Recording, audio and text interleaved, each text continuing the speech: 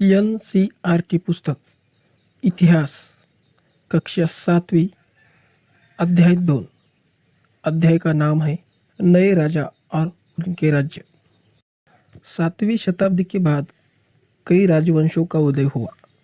मानचित्र एक उपमहाद्वीप के विभिन्न हिस्सों में 7वीं से 12वीं शताब्दी की भी शासन करने वाले प्रमुख राजवंशों को दिखाया गया है।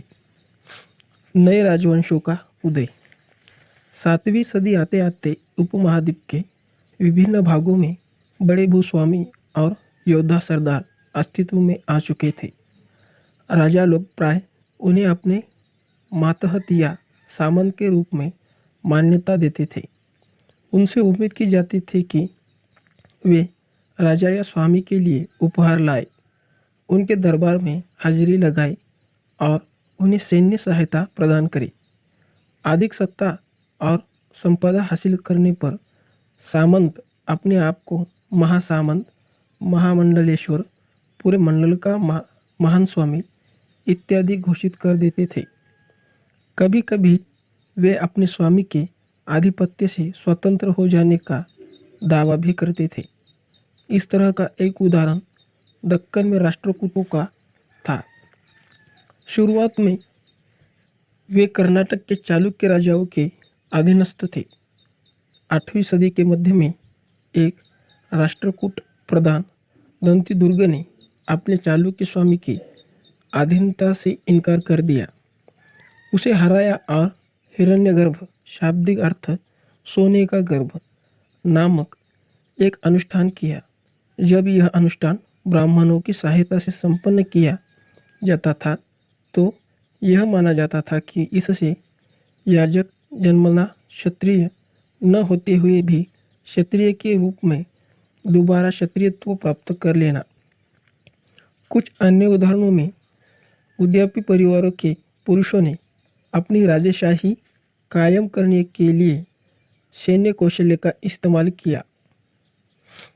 मिसाल के तौर पर कदंब मयूर शर्मन और गुर्जर प्रतिहार हरिश्चंद्र ब्राह्मण थे, जिन्होंने अपने परंपरागत पेशे को छोड़कर शस्त्रों को अपना लिया और क्रमशः कर्नाटक और राजस्थान में अपने राज्य सफलतापूर्वक स्थापित किए।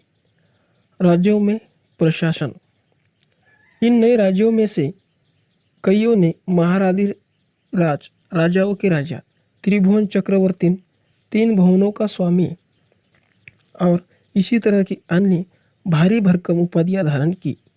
लेकिन इस तरह के दावों के बावजूद वे अपने सामंतों और साथ ही साथ किसान, व्यापारी तथा ब्राह्मणों के संगठनों के साथ अपनी सत्ता की साझेदारी करते थे। इन सभी राज्यों में उत्पादकों अर्थात किसानों, पशुपालकों, कारीगरों से संसाधन इकट्ठे किए जाते थे। इनको अक्सर अपने उत्पादों का एक ही हिस्सा त्यागने के लिए मनाया या बाध्य किया जाता था। कभी कभी इस हिस्से को लगान मानकर वसूला जाता था, क्योंकि प्राप्त करने वाला भूस्वामी होने का दावा करता था। राजस्व व्यापारियों से भी लिया जाता था। ये संसाधन राजा की व्यवस्था का वित्तीय आधार बनते थे। साथ ही मंदिर और दुर्गों के निर्माण में भी इस्तेमाल होते थे। संसाधन उन योद्धाओं को लड़ने के लिए इस्तेमाल होते थे जिनसे लूट की शक्ल में धन मिलने की तथा जमीन और व्यापारिक मार्गों के प्रयोग की संभावनाएं बनती थी। राजस्व वसूली के लिए पदाधिकारियों की नियुक्ति सामान्यतः प्रभावशाली परिवारों के बीच से ही की जाती थी और वंशानुगत होती थी। सेना में भी ऐसा ही होता था। कई बार राजा के निकट संबंधी ही इन ओहदों पर होते थे। प्रशस्तियाँ और भू अनुदान। प्रशस्तियों में से ऐसे ब्यौरे होते हैं जो शब्दशः सत्य नहीं भी हो सकते, लेकिन ये प्रशस्तियाँ हमें बताती हैं कि शासक खुद को कैसा दर्शाना चाहता थे। मिसाल के लिए शूरवीर विजयी योद्धाने के रूप में ये विद्वान ब्राह्मणों द्वारा रची गई थी, जो अक्षर प्रशासन में मदद करते थे। राजा लोग प्राय ब्राह्मणों को भूमि अनुदान से पुरस्कृत करते थे। ये ताम्रपत्रों पर अभिलेखित होते थे, जो भूमि पाने वाले को दिए जाते थे। 12वीं शताब्दी में एक बृहत संस्कृत काव्य भी रचा गया, जिसमें कश्मीर पर शासन करने वाले राजाओं का इतिहास दर्ज है। इसे कल्हण नामक एक रचनाकार द्वारा रचा गया। कल्हण ने अपना वृत्तांत लिखने के लिए शिलालेखों, दस्तावेजों, प्रत्यक्षदर्शियों के वर्णनों और पहले के इतिहासों समेत अनेक तरह के स्रोतों का इस्तेमाल किया। प्रशस्तियाँ के अभिलेखों से भिन्न यह अक्सर शासकों और उनकी नीतियों के बारे में आलोचनात्मक रुख दिखलाता है। इसलिए 12वीं सदी में यह असाधारण ग्रंथ था। धन के लिए युद्ध। आपने यह गौर किया होगा कि इनमें से प्रत्येक शासक राजवंश का आधार कोई क्षेत्र विशेष था। वे दूसरे क्षेत्रों पर भी नियंत्रण करने का प्रयास करते थे। एक विशेष रूप से वांछनीय क्षेत्र था गंगा घाटी में कन्नौज नगर। गुर्जर प्रतिहार, राष्ट्रकूट और पाल वंशों के शासक सदियों तक कन्नौज के ऊपर नियंत्रण को लेकर आपस में लड़ते रहे। क्योंकि इस लंबी चली लड़ाई में 3 पक्ष थे, इसलिए इतिहासकारों ने प्राय इसकी चर्चा त्रिपक्षीय संघर्ष के रूप में की है। जैसा कि हमने देखेंगे, पृष्ठभाष शासकों ने बड़े मंदिरों का निर्माण करवा कर भी अपनी सत्ता और संसाधनों का प्रदर्शन करने का प्रयास किया। इसलिए जब ये एक दूसरे के राज्यों पर आक्रमण करते थे, तो मंदिरों का भी अपना निशाना बनाते थे, जो कभी कभी बहुत अधिक संपन्न होते थे। आप आधे 5 में इसके बारे में और पढ़ेंगे। अफगानिस्तान के गजनी का सुल्तान महमूद ऐसे शासकों में से सबसे प्रसिद्ध है। उसने 997 से 1030 तक शासन किया और अपने नियंत्रण का विस्तार मध्य एशिया के भागों, ईरान और उपमहाद्वीप के उत्तर पश्चिमी हिस्से तक किया। वह लगभग हर साल उपमहाद्वीप पर हमला करता था। उसका निशाना थे संपन्न मंदिर, जिनमें गुजरात का सोमनाथ मंदिर भी शामिल था। महमूद जो धन उठा ले गया, उसका बहुत बड़ा हिस्सा गजनी में एक वैभवशाली राजधानी के निर्माण में खर्च हुआ। सुल्तान महमूद अपने द्वारा जीते गए लोगों के बारे में भी कई बातें जानना चाहता था और उसने अल-बेरूनी नामक एक विद्वान को इस उपमहाद्वीप का लेखा जोखा लिखने का काम सौंपा। अरबी में लिखी गई उसकी कृति किताब अल-हिंद आज भी इतिहासकारों के लिए एक महत्वपूर्ण स्रोत है। अल-बेरूनी ने इसे तैयार करने के लिए संस्कृत के विद्वानों से परामर्श किया। युद्ध करने वाले राजाओं में चाहमान भी थे, जो बाद में चौहान के रूप में जाने गए। वे दिल्ली और अजमेर के आसपास के क्षेत्र पर शासन करते थे। उन्होंने पश्चिम और पूर्व की ओर अपने नियंत्रण क्षेत्र का विस्तार करना चाहा, जहां उन्हें गुजरात के चालुक्यों और पश्चिमी उत्तर प्रदेश के गढ़ वालों से टक्कर लेनी पड़ी। चाहमानों का प्रसिद्ध शासक था पृथ्वीराज तृतीय, जिसने सुल्तान मोहम्मद गौरी नामक अफगान शासक को 1191 में हराया, लेकिन दूसरे साल 1192 में उसके हाथों हार गया। उरेयूर से तंजावुर तक चोल वंश सत्ता में कैसे आया? कावेरी डेल्टा में मुल्टीरियाम नाम के प्रसिद्ध एवं छोटे से मुखिया परिवार की सत्ता थी। वे कांचीपुरम के पल्लव राजाओं के महातम थे। उरैयार के चोलवंशीय प्राचीन मुखिया परिवार के विजय लाल ने 9वीं सदी के मध्य में मुट्टियारों को हरा दिया। डेल्टा पर कब्जा जमाया। उसने वहाँ तंजापुर शहर और नेमुभमसुद्दीन की देवी का मंदिर बनवाया। विजयालल के उत्तराधिकारियों ने पड़ोसी इलाकों को जीता और उसका राज्य अपने क्षेत्रफल तथा शक्ति दोनों रूपों में चढ़ाता गया। दक्षिण और उत्तर के पांड्य और पल्लव के इलाकों के इस राज्य का हिस्सा बना लिया गए। राजराज प्रथम, जो सबसे शक्तिशाली चोल शासक माना जाता था, 1885 में राजा बना और उसी ने इनमें से ज़्यादातर क्षेत्रों पर अपने नियंत्रण का विस्तार किया। उसने साम्राज्य के प्रशासन का भी पुनर्गठन किया। राजराज के पुत्र राजेंद्र प्रथम ने उसकी नीतियों को जारी रखा और उसने गंगा घाटी की, श्रीलंका तथा दक्षिण पूर्व एशिया के देशों पर हमला भी किया। इन अभियानों के लिए उसने एक जल सेना भी बनाई।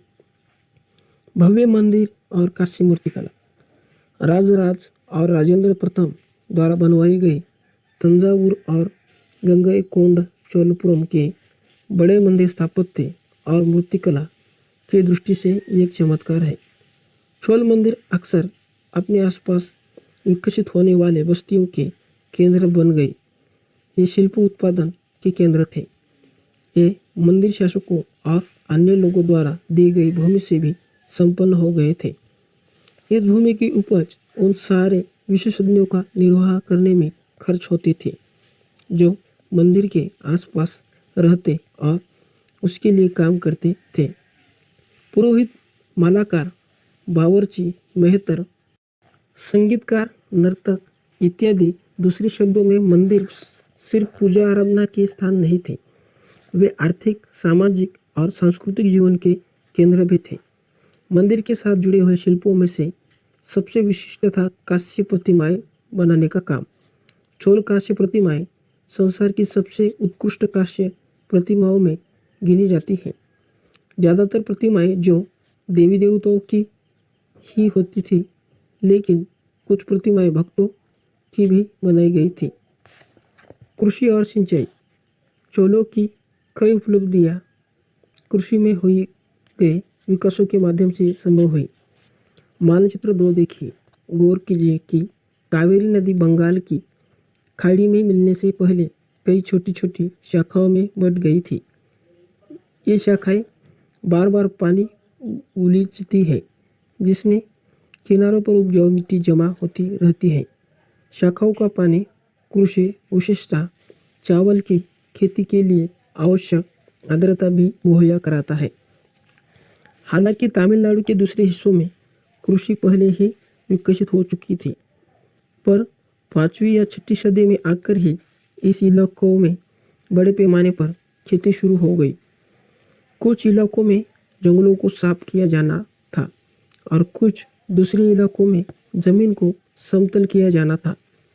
डेल्टा क्षेत्रों में बाढ़ को रोकने के लिए तटबंध बनाए जाने थे और पानी को खेतों तक ले जाने के लिए नहरों का निर्माण होना था। कई क्षेत्रों में एक साल में 2 फसलें उगाई जाती थी। कई जगहों पर फसलों की सिंचाई कृत्रिम रूप से करना जरूरी था। सिंचाई के लिए कई पद्धतियाँ अपनाई जाती थी। कुछ इलाकों में कुएं खोदे गए, कुछ अन्य जगहों में बारिश के पानी को इकट्ठा करने के लिए विशाल सरोवर बनाए गए। स्मरण रहे कि सिंचाई के काम में योजना की जरूरत होती है। जैसे जैसे श्रम और संसाधनों को व्यवस्थित करना, इन कामों की देखरेख करना और यह तय करना कि पानी का बंटवारा कैसे किया गया। ज़्यादातर नए शासकों, साथ ही साथ गांव में रहने वाले लोगों ने इन गतिविधियों में सक्रिय रूप से दिलचस्पी दिखाई। साम्राज्य का प्रशासन। प्रशासन किस प्रकार संगठित था? किसानों की बस्तियां, जो ऊर कहलाती थी, सिंचित खेती के साथ बहुत समृद्ध हो गई थी। इस तरह के गांव के समूह को नाडु कहा जाता था। ग्राम परिषद और नाडु न्याय करने और कर वसूलने जैसी कई प्रशासकीय कार्य करते थे। वेल्लाल जाति के धनी किसानों को केंद्रीय चोल सरकार की देखरेख में नाडु के कामकाज में अच्छा खासा नियंत्रण हासिल था। उनमें से कई धनी भूस्वामियों को चोल राजाओं ने सम्मान के रूप में बुवेंदेलन राजाओं को अपनी सेवाएं प्रदान करने वाला वेलनिया किसान आराराई जैसे उपाधियां दी गई और उन्हें केंद्र में महत्वपूर्ण राजकीय पद सौंपे। हमने देखा कि ब्राह्मणों को समय समय पर भूमि अनुदान या ब्रह्मदेय प्राप्त हुआ। परिणाम स्वरूप कावेरी घाटी और दक्षिण भारत के दूसरे हिस्सों में ढेरों ब्राह्मण बस्तियां अस्तित्व में आई। प्रत्येक ब्रह्मदेय की देखरेख प्रमुख ब्राह्मण भूस्वामियों की एक सभा द्वारा की जाती थी। ये सभाएं बहुत कुशलतापूर्वक काम करती थी। इनके निर्णय शिलालेखों में प्राय मंदिरों की पत्थर की दीवारों पर ब्यौरेवार दर्ज किए जाते थे। नगरम के नाम से ज्ञात व्यापारियों के संघ भी अक्सर शहरों में प्रशासनिक कार्य संपादित करते थे। तमिलनाडु के चिंगलपुट जिले के उत्तर मेरूर से प्राप्त अभिलेखों में इस बात का सविस्तार वर्णन है कि ब्राह्मणों की सभा का संगठन कैसा था। सिंचाई के कामकाज, बाग बगीचों, मंदिरों इत्यादि की देखरेख के लिए सभा में विभिन्न समितियां होती थीं। इनमें से सदस्यता के लिए जो लोग योग्य होते थे उनके नाम तालपत्र के छोटे टिकटों पर लिखे जाते थे और मिट्टी के बर्तन में रख दिए जाते थे और किसी छोटे लड़के को हर समिति के लिए एक के बाद एक टिकट निकालने के लिए कहा जाता था। अध्याय 2 समाप्त। आगे देखेंगे हम दूसरे वीडियो में अध्याय 3। नमस्कार, धन्यवाद।